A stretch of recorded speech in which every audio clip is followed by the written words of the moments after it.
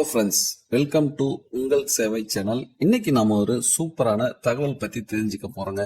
அதாவது நம்ம எல்லாரோட வீட்லயும் கேஸ் சிலிண்டர் யூஸ் பண்றோம். இப்ப இந்த கேஸ் சிலிண்டருக்கு நாம இன்சூரன்ஸ் பண்ணி வைக்கிறது எப்படி? இலவசமாவே இந்த இன்சூரன்ஸ் வந்து நமக்கு ப்ரொவைட் பண்றாங்க. இதை எப்படி நம்ம விண்ணப்பிக்கிறது, இல்ல ஆல்ரெடி நீங்க வச்சிருக்கீங்களா என்னன்றது இந்த வீடியோல பார்க்க போறோம். இந்த வீடியோ ஸ்கிப் பண்ணாம கடைசி வரைக்கும் ஃபுல்லா பாருங்க. இந்த வீடியோ பிடிச்சிருந்தா லைக் பண்ணுங்க, ஃப்ரெண்ட்ஸ்க்கு ஷேர் பண்ணுங்க, அவங்களும் பார்த்து தெரிஞ்சுக்குவாங்க. உங்க வீட்டுல சிலிண்டர் இருக்கா? அப்ப 50 லட்சம் வரைக்கும் காப்பீடு பெறலாங்க. விண்ணப்பிப்பது எப்படின்னு பார்ப்போம். இன்றைய காலகட்டத்தில் எல்பிஜி சிலிண்டர் வந்து பாத்தீங்கன்னா எல்லாரோட வீட்லயும் இருக்கு.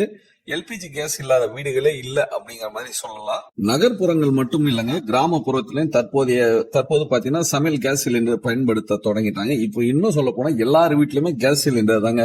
அடுப்பேன்றதே கிடையாது, விறகு அடுப்பே கிடையாது. அப்படியே விறகு அடுப்பே இருந்தாலும் விறகே இருக்காது. அப்படி விறகு இருந்தாலும் அது வந்து மழையில நனைஞ்சு போயிருக்கும். அதனால அனைவரும் கண்டிப்பா வந்து எல்லாருமே கேஸ் சிலிண்டர் தான் யூஸ் பண்றாங்க. அந்த வகையில சாமானிய மக்களின் அத்தியாவசிய பொருட்கள்ல மிக முக்கியமானதாக கருதப்படுவது கேஸ் சிலிண்டர்ங்க. மேலும் உஜ்வாலான்னு சொல்லுவாங்க, உஜ்வாலா திட்டம்னு சொல்லிட்டு அது போன்ற பல அரசு திட்டங்கள் மூலம் சிறப்பு மானியங்களும் வழங்குறாங்க. அந்த வகையில சாதாரண மக்களுக்கு மானியம் இல்லாத ஒரு சிலிண்டர்களோட விலை பார்த்தோம்னா தற்சமயம் கிட்டத்தட்ட 870 ரூபாய்க்கு கிடைக்குது. அதே வேளையில உஜ்வாலா திட்ட பயனாளிகளுக்கு பாத்தீங்கன்னா 550 ரூபாய்க்கே நமக்கு சிலிண்டர் கிடைச்சிரும்.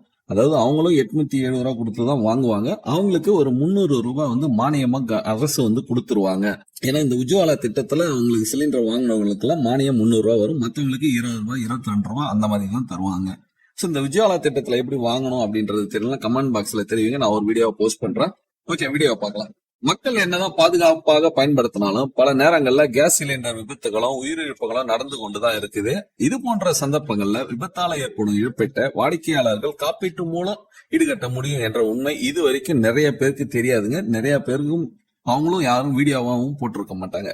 கேஸ் விபத்து ஏற்பட்டா ஒவ்வொரு எல்பிஜி நிறுவனம், அதாவது இந்தியன் ஆயிலா இருக்கட்டும், ஹெச்பி கேஸா இருக்கட்டும், பாரத் கேஸா இருக்கட்டும், வாடிக்கையாளர்களுக்கு கிட்டத்தட்ட 50 லட்சம் வரை இலவச காப்பீட்டு தொகையை தானாகவே கிடைக்கும். அதாவது அவங்க தானாவே கொடுப்பாங்க.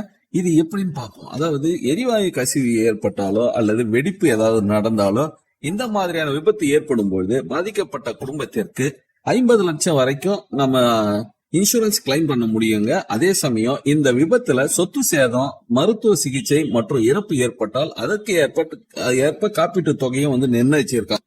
இந்த இன்சூரன்ஸ் நம்ம எப்படி வாங்கணும் அப்படின்றத பாத்தீங்கன்னா, நீங்க கட்டணம் எதுவுமே செலுத்த வேண்டியது இல்லைங்க. தனியா போய் இன்சூரன்ஸ் பண்ணணும் அப்படின்ற மாதிரி எந்த ஒரு அவசியமே கிடையாது. நீங்க ஒரு எல்பிஜி சிலிண்டர் கனெக்ஷன் வாங்கும் பொழுதோ இல்லைன்னா அதை ரீஃபில் பண்ணும் போதோ தானாகவே உங்களுக்கு வந்து இன்சூரன்ஸ் வந்து கிடைக்குங்க. இதற்கு என்ன விதிமுறை, என்ன டாக்குமெண்ட் வேணும் அப்படின்றத நம்ம பார்க்க போறோம். ஏன்னா நம்ம இன்சூரன்ஸ் மற்ற 2 வீலருக்கு போடுறது, ஹெல்த்துக்கு போடுறது, இதெல்லாம் நம்ம போயிட்டு நாமளா நம்ம ஆதார் கார்டு கொடுத்து இந்த மாதிரி எல்லாம் பண்ணி நம்ம இன்சூரன்ஸ் பண்ணுவோம்.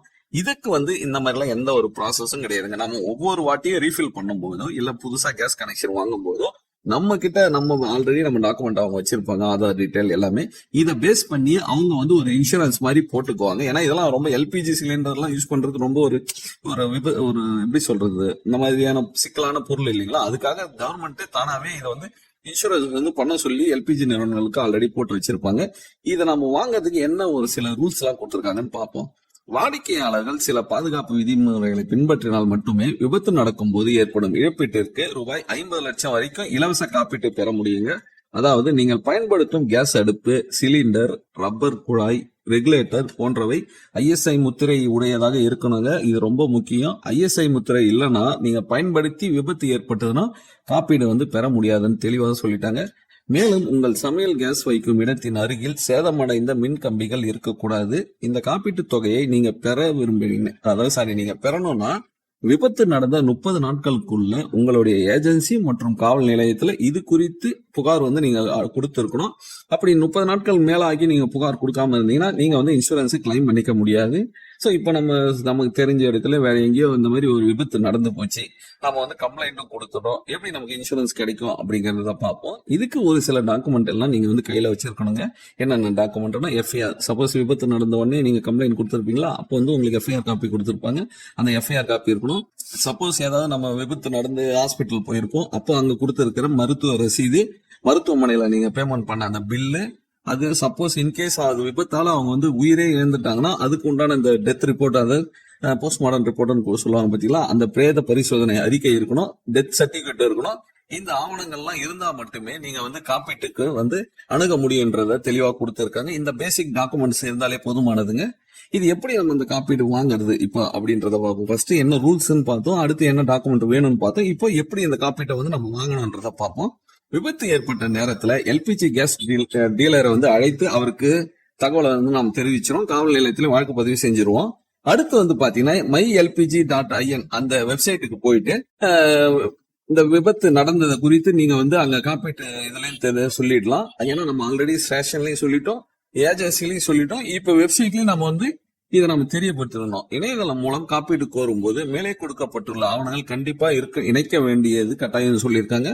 கேஸ் பதிவு செய்யப்பட்ட வீட்டில் விபத்து ஏற்பட்டால் மட்டுமே காப்பீட்டு தொகையை பெற முடியுங்க. சப்போஸ் பக்கத்துல எங்க ஒரு விபத்து நடந்து போச்சு, அதனால நமக்கு ஏதாவது கொஞ்சம் சேதாரம் ஆயிடும், நம்ம சைட்லயும் ஃபயர் ஆயிடுதுன்னா நாம வந்து அதை வந்து இன்சூரன்ஸ் வந்து கிளைம் பண்ண முடியாதுன்னு சொல்லியிருக்காங்க. ஏன்னா எங்க விபத்து நடந்ததோ அவங்க மட்டும்தான் இந்த இன்சூரன்ஸ்க்கு வந்து கிளைம் பண்ணிக்க முடியும்ன்றதையும் தெளிவா கொடுத்திருக்காங்க. அடுத்து வந்து பாத்தீங்கன்னா உங்கள் புகார் பதிவு செய்யப்பட்டவுடன் காப்பீட்டு நிறுவன அதிகாரிகள் விபத்தில் நடந்த இடத்தை வந்து ஆய்வு செஞ்சு அறிக்கை சமர்ப்பிப்பாங்க.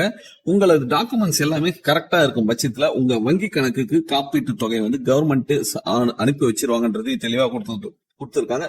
பாருங்க, சூப்பரா கிளியரா வந்து எக்ஸ்பிளனேஷன் கொடுத்திருக்கேன். அதாவது ஃபர்ஸ்ட் வந்து இந்த மாதிரி விபத்து நமக்கு வந்து நம்ம ஒரு கேஸ் சிலிண்டர் நம்ம எல்பிஜி ரீஃபில் பண்ணும்போதே நமக்கு அதுக்கு உண்டான இன்சூரன்ஸ் வந்து ஆல்ரெடி போட்டுருவாங்க. விபத்து நடந்தா மட்டுமே நம்ம கிளைம் பண்ணோம். அது விபத்து நடந்ததுனாக்கா நீங்க வந்து அதுக்கு முன்னாடி ஐஎஸ்ஐ பொருள்ல தான் நீங்க எல்லாமே வச்சிருக்கணும். அடுப்பா இருக்கட்டும் ஐஎஸ்ஐல இருக்கணும், அந்த குழாய், அந்த ரெகுலேட்டர், இது எல்லாமே நீங்க வந்து ஐஎஸ்ஐ பிராண்ட்ல மட்டும்தான் நீங்க வாங்கி யூஸ் பண்ணி இருக்கணும்ன்றதையும் தெளிவா கொடுத்துட்டாங்க. சப்போஸ் இந்த மாதிரி விபத்து நடந்ததுன்னா நீங்க உங்க ஸ்டாஃப் அருகில் உள்ள காவல் நிலையத்துல புகார் கொடுத்துடணும். அதே சமயம் ஏஜென்சில இன்ஃபார்ம் பண்ணிட்டீங்கன்னா அவங்க வந்து பதிவு பண்ணிக்குவாங்க.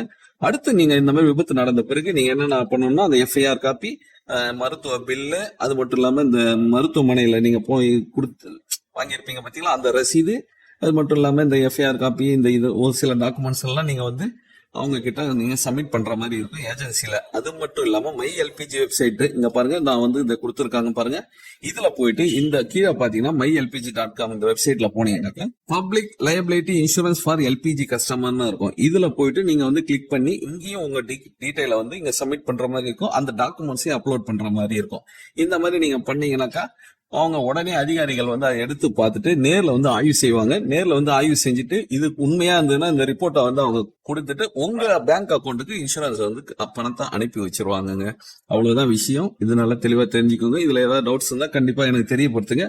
ஏன்னா இந்த தகவல் வந்து நிறைய பேருக்கு தெரியாமையே இருக்கு. அவங்களும் இதை தெரிஞ்சுக்கணும்னா இது ஃபியூச்சர்ல அவங்களுக்கு தேவைப்படும். இது ஒரு நல்ல தகவலாவே இருக்கும். மற்றவங்களுக்கும் அந்த விஷயத்தை ஷேர் பண்ணிக்குவாங்க. ஸோ அவ்வளவுதான் ஃப்ரெண்ட்ஸ். இந்த வீடியோ பிடிச்சிருந்தா லைக் பண்ணுங்க, ஃப்ரெண்ட்ஸ்க்கு ஷேர் பண்ணுங்க. மீண்டும் இது போல வீடியோ தொடர்ந்து பார்க்க நம்ம சேனலை சப்ஸ்கிரைப் பண்ணி வச்சுக்கோங்க. அடுத்து ஒரு நல்ல வீடியோ சந்திப்போம். நன்றி, வணக்கம்.